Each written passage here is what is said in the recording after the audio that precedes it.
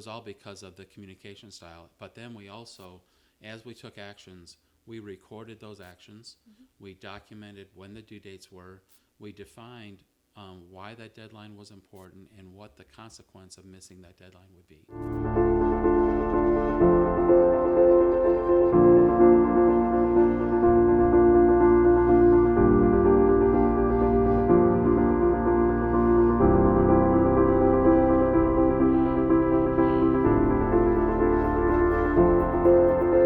That's why it's called collaborative consultants, because they believe in collaboration as the most powerful tool there is. Welcome back, everybody. My name is Amy Conaway. I'm here with Dave Bice, retired engineer and program manager.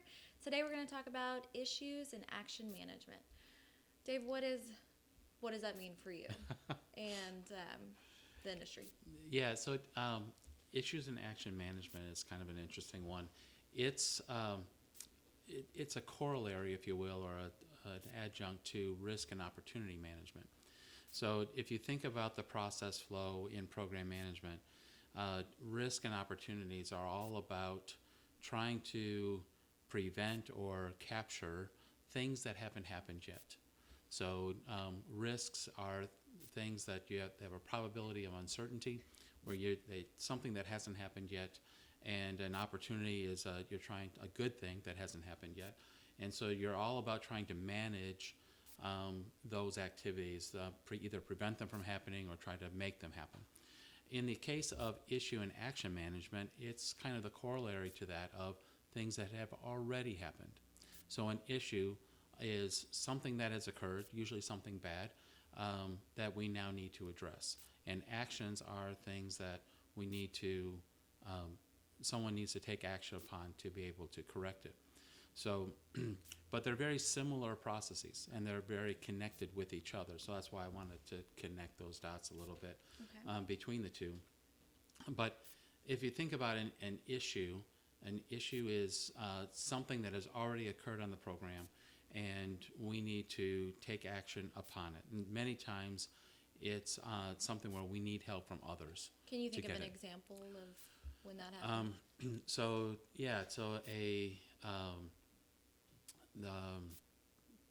Let's say, well, I had an example in my career where we had a board that I may have talked this in one of the earlier discussions, where a circuit board wound up growing some mold on it, as an example. That was no longer a risk. The mold was growing on it. It wasn't something we actually predicted. Had no idea that would occur. Didn't know what the mold was in the beginning. Turned out to be toxic to humans, of all things. Could kill you. That's a big and one. It was big. And so that was an issue. It was now an issue. It was no longer, if you could have predicted that to happen, you would have said, okay, this is a risk from occurring, and what steps do we have to put in place to prevent that from occurring? But in this case, it was an actual issue. We needed to go take action and address the issue. And in some cases, we need to promote the issue to our management and say we need help. Yeah. And so it's really important to ask for help when it's needed. And then in other cases, when you're looking down inside your organization, you have actions that you've assigned to people for them to take action and do things. And so in that example, when I was a program manager, I requested of my team to take action on certain things. The first one was stop the production line. The second one was to launch an investigation. And then another one was to, we had to raise an issue in this case because it was outside my organization, to go perform an analysis on the mold itself, on the fungus that was growing on it. And so I didn't have the capability to analyze that mold. No one in my team did.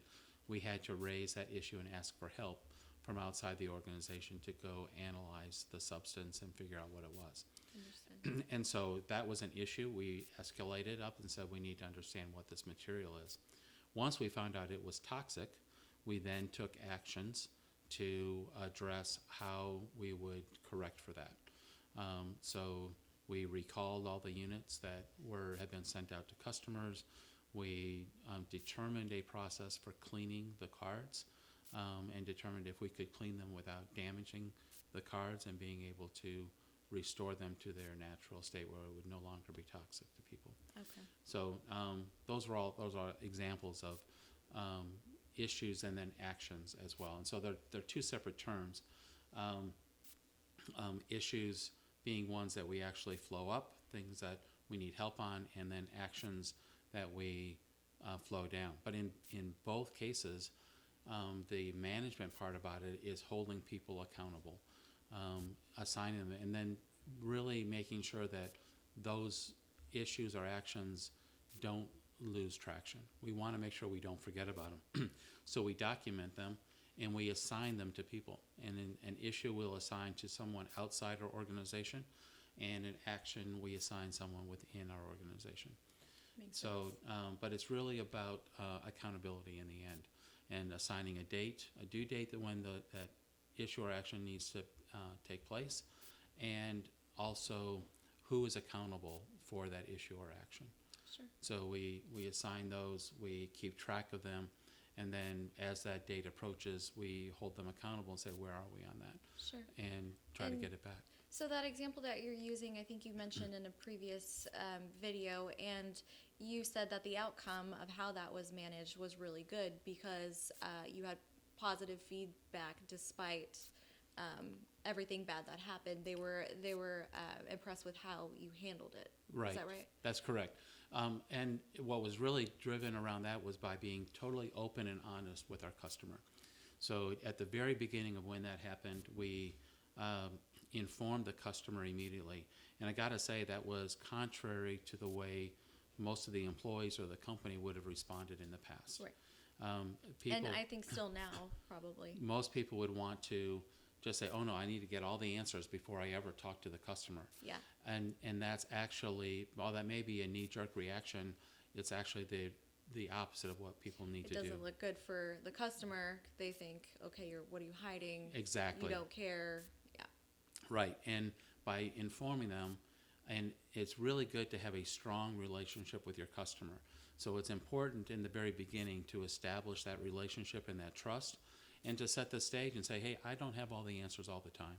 And I'm going to call you sometimes and tell you about things that happen, and I may not have all the answers, so please bear with us as we search through it, but know that I'm not hiding anything from you, and I'm going to And tell we you are stuff working. intentionally. So prepare the customer for that discussion when you do that. So it's important to have that dialogue with them around that. And then, because sometimes customers will say, I need an answer now, why are you telling me if you don't have an answer? It's important to set the stage ahead of time, saying, in an effort to be open and honest with you, I'm going Right. to share what I like to call the sausage being made. It gets Yeah. ugly sometimes, right? Yeah. You're going to see the sausage being made. That's okay. We won't have all the answers, but at least you'll know that I'm giving you everything I know at the time when I know it. And so I'll be totally transparent with you. Most customers like that. Appreciate that. I Yeah. know I would. Yeah. Definitely. And so, and it could be, if you communicate that to the customer, I've never personally experienced this, but they could say, hey, I don't care about that. I don't want to know any of that until you tell me. Yeah. So then you know, okay, I don't communicate with the customer. In this case, the customer was extremely appreciative. They engaged and they rated us a gold on our quality rating, even though we had that event happen. That's a very Yeah. successful outcome for that. It was very powerful. Incredible. So it was all because of the communication style. But then we also, as we took actions, we recorded those actions. We documented when the due dates were. We defined why that deadline was important and what the consequence of missing that deadline would be. So it's important to understand for everybody what the impact of each of those consequences are. Because it's possible that they haven't considered that. Correct? Right. And maybe we haven't all considered it. Maybe someone who's looking at it says, oh, well, you forgot about this as well. And then maybe we have to revise that assessment. So it's important to collaborate on those aspects. It really is. So in that way, it's very similar to risk management as when you assess the consequence of the actions. But in contrast, there's no probability of occurrence anymore. It's 100%. It has occurred. So that's where the difference between risk management and opportunity management occur, is that an issue and action management is about stuff that has happened, where risk and opportunity, there's an element of that of probabilities that you have to assess. Okay, what's the probability of this occurring in addition to the consequence of it occurring? So that adds a slightly different flavor to Sure. it as you evaluate those probabilities. In the case of issue and action management, there's no longer a probability of occurrence anymore. It has happened. Sure. So it's 100. Well, it could be that it hasn't happened yet, but there is 100% certainty that it will happen. So if you are 100% certain, it becomes an issue. That's just as And bad. It it's qualifies. just now you know for certainty it's going to happen. You know, for example, if you light a match in the presence of a gas, like or propane, it will light it, right? It will ignite. So you don't need to know that it hasn't happened yet. You know that it will happen. So you need to take action to put the match out, as an example. So Sure.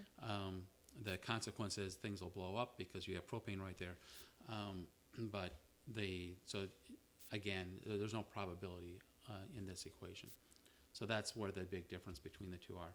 But the tools and the processes between issue and action management and risk and opportunity management are very similar. Okay. So the way we operate, but holding people accountable, assessing the consequence, assigning due dates, and then having a feedback loop on are we taking action? Have we identified this and making sure that those actions have gotten completed are important. Many times we'll have a meeting and we'll take notes and someone will take an action and say, okay, yeah, I'm going to go do that. But no one wrote it down. No one did anything. 2 weeks go by and you say, well, Joe, did you do that?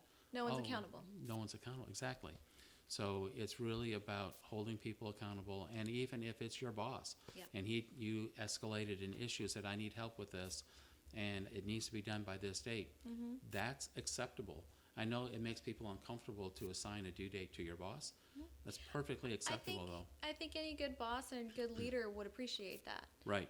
Because it gives them direction and they know what needs to get done, and it helps them be a better boss. Yeah. I think. It's just like you coming to your boss and saying, in order for me to get this job done, I need you to do this by this date, or I won't be able to meet my milestone. Right. And there's really nothing wrong with that. No, So, I think that's an example of how things should function, especially when it comes to issues and action management. yeah, and so that's really what issue and action management is all about. Excellent. Is really just holding people accountable and making sure that we've closed all of those actions that we said we were going to do. Absolutely. All right. Can you think of anything else when it comes to startup companies or any Well, other industries where They this could apply? on issues and actions it's really easy to ignore the assessment of the impact. So, but you need to look at cost and schedule, and is there a quality impact? Is there a technical impact associated with this action? And so it's important to do that assessment as we look at both issues and actions and understand the total impact that we could have. So, in other words, this is something that everybody on a team needs to be considering and thinking Correct. about. Yeah. Okay. Yes. Yes. And in a startup company especially, it can be uncomfortable for people because they haven't done some of these before, and it may seem like it's a little burdensome. You don't need to make it a burdensome process. It could be simply by recording it in an Excel spreadsheet as an example. But having the dialogue and having the conversation with people about what the impacts are, what's the due date, who's going to take that action, can be, and then recording that so that it can be freeing for people saying, okay, I don't have to remember, I've got it written down, and someone's going to ping me a week before or whatever that make sure I get this done. Sure. That can be very helpful.